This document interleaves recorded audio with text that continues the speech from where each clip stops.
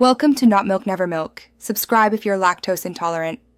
In this video, I will explain how to make stew meat soft, easy guide. Start by trimming excess fat and cutting meat into uniform pieces, then season with salt early. Sear the meat briefly over high heat to build flavor, then deglaze the pan and add enough simmering liquid to cover. Cook low and slow, monitoring temperature and time, and finish with a rest to keep juices locked in and meat fork tender.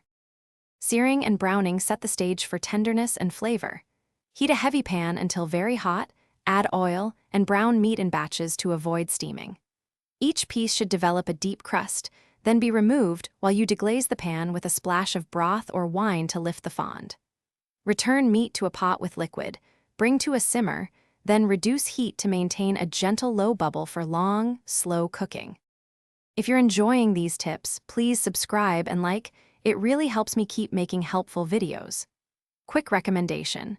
I recently saw a book that pairs oddly well with slow cooking patience, The Simple Path to Wealth, and it gave me a fun perspective on slow gains in life and in the kitchen. Check the description for the link and other deals, and to support the channel, now let's get back to the video. Low and slow simmering is the key to turning tough cuts into silky stew meat. Use just enough liquid to cover the pieces and maintain a very gentle simmer rather than a rolling boil.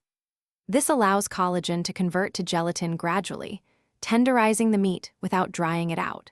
Test for doneness with a fork after about 90 minutes, then continue checking every 30 minutes until it pulls apart easily and the sauce has developed rich flavor. Thanks for watching. If this was helpful, leave a like and consider subscribing. See you next time.